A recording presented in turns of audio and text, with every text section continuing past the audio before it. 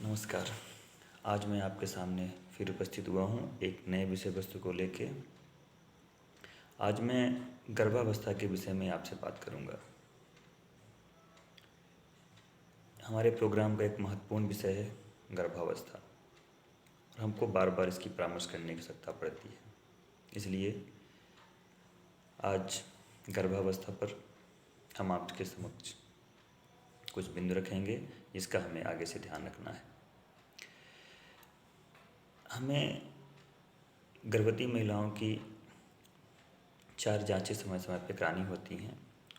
उन समयों पे बड़ा कन्फ्यूजन होता है। इस कन्फ्यूजन के लिए मैं आपको अवगत कराना चाहूँगा कि समय समय पर भोपाल से दिशा निर्देश आते रहते हैं। उसी अभी हाल ही के दिशा निर्देश एनचम मध्य प्रदेश भोपाल के हाल ही का जो दिशा निर्देश है, जो 19/11/2020 को जारी हुआ था, और जिसके तारतम्य में मैं आपसे बात कर रहा हूँ। तो इसमें जैसा भी हमें पता चलता है कि महिला गर्भावस्था में है, तो उनकी जो हमको प्रथम जांच करानी होती है, तो 12 सप्ताह के अंदर, अर्थात 12 सप्ताह की अवधि तक हमको उनकी पहली जांच करवा देनी चाहिए या जांच करानी होती है। दूसरी जांच का जो अवधि है वो 13 सप्ताह से लेकर 25 सप्ताह के अंदर करवानी होती है। इसके उपरांत तीसरी जांच का क्रम आता है, और तीसरी जांच के क्रम में हमें 26 सप्ताह से लेकर के 33 सप्ताह के मध्य हमको ये जांच करवा देनी होती है। और सबसे लास्ट में चौथी जांच, ये भी महत्वपूर्ण जांच है, और जो चौथी जांच है वो 34 सप्ताह की अवधि तक हमको करानी होती है। और प्रयास करना है कि चौथी जो जांच है, जो 34 सप्ताह के अवधि में होनी है, वो PSC SCSC में मेडिकल ऑफिसर के द्वारा ही कराई जाना चाहिए। अर्थात एक बार मैं दोबारा रिपीट करूं तो जो पहली जांच है वो 12 सप्ताह के अवधि तक हो जानी चाहिए।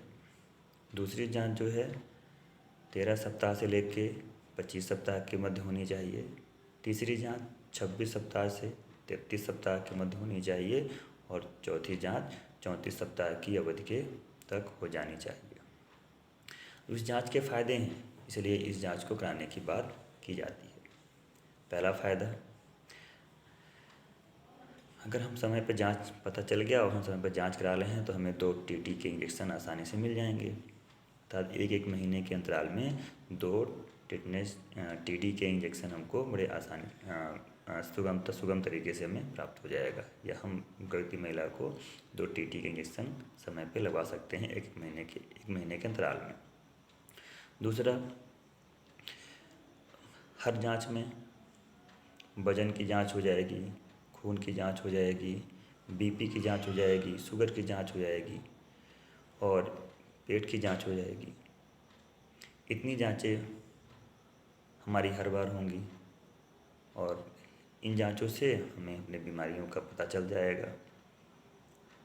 अर्थात हम इन जांचों को कराने से हर जांच में ये जांचें कंपल्सरी रूप से की जाती हैं, तो हमको अपनी कंडीशन मालूम हो जाएगी। अर्थात हमको उस गर्भावस्था महिला की स्थिति से उनकी जानकारी मिल जाएगी। और तीसरा फ़ायदा, जैसे इन चारों जांचों की बात जो हमने की कि खून की जांच होगी, वजन की जांच होगी, BP जांच होगी, शुगर जांच होगी, और पेट की जांच होगी। इन जांचों से हमें हाई रिस्क का पता चल जाएगा कि हमारी गर्भवती महिला हाई रिस्क अवस्था में तो नहीं है। अतः ये चारों जांचें समय पे हो जाएं, तो समय पे होने से हमें हाई रिस्क का पता चल जाएगा, हाई रिस्क की अवस्था का पता चल जाएगा, किस हाई रिस्क की कैटेगरी में है ये हमें मालूम हो जाएगा, और उसका हम आसानी से प्रबंधन कर सकते हैं। लेकिन अगर ये सारी जांचें समय पे नहीं हुई तो हमें हाई रिस्क का पता नहीं चलेगा, और हम उसका प्रबंधन नहीं कर पाएंगे। तो ये सारी जांचें हमको समय पे करवानी है।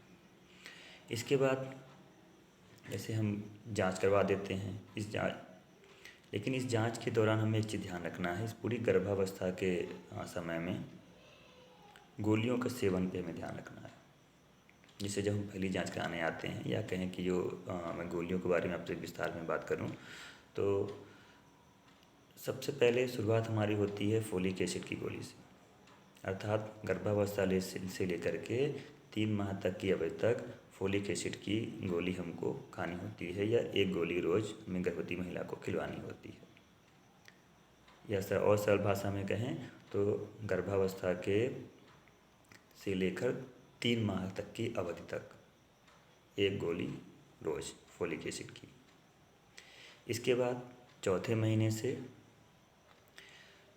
आयरन फोलिक एसिड की गोली या आयरन की गोली हमें खिलानी शुरू करनी होती है, और ये गोली 9 माह तक तो चलेगी। इसके साथ ही डिलीवरी के 6 माह तक ये गोली हमको खिलानी है, अर्थात चौथे माह से लेकर के डिलीवरी के बाद 6 माह तक ये गोली खानी होती है। इस गोली को अगर महिला एनीमिक नहीं है तो एक गोली रोज़ खानी है। अगर महिला एनीमिक है 11 या जिसे कहें कि 11 ग्राम से कम हीमोग्लोबिन है तो 2 गोली रोज़ खानी या 2 गोली रोज़ खाने का परामर्श देना था, एक सुबह और एक शाम खाने के बाद। हाँ, लेकिन ध्यान रखना है इस गोली को दूध के साथ ना खा करके खाना खाने के बाद खाएं, और लेकिन इसके बाद कोई खट्टा पदार्थ से खट्टा फल या नींबू अचार कुछ भी खा लें तो आयरन गोली खाने का फ़ायदा आपको मिलेगा। इसके बाद तीसरी गोली होती है कैल्शियम की गोली। इसको भी चौथे महीने से ही शुरू करनी है, चौथे महीने शुरू करनी है, और जब तक कि प्रसव न हो जाए तब तो शुरू ही रहेगा। इसके उपरांत भी 6 माह तक, अर्थात गर्भावस्था के चौथे माह से शुरू करनी है इस गोली को, और प्रसव के 6 माह बाद तक। इसका भी 2 गोली है, एक सुबह और एक शाम। इस गोली को भी 2 गोली खानी है, एक सुबह एक शाम, अर्थात आयरन और कैल्शियम की दोनों की सेम कंडीशन है, सेम स्थिति में खानी है। लेकिन ये ध्यान रखना है कि आयरन की गोली और कैल्शियम की गोली खाने में कम से कम 2 घंटे का अंतराल होना चाहिए। 2 घंटे के अंतराल में ही इन गोली का सेवन करें। और एक चौथी गोली होती है एल्बेंडाजोल की गोली, जो हमको दूसरी तिमाही के बाद केवल एक गोली एक बार खानी होती है, एक गोली एक बार। तो ये हमारा जांच करने का आज हमने जो बात की आपसे, जांच करने की अवधि, किस किस अवधि में जांच की जानी होती है, इस जांच कराने से क्या फ़ायदा होता है, और हमको कौन कौन सी गोली खानी होती है।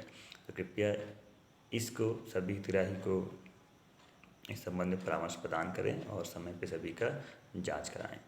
आज के लिए धन्यवाद।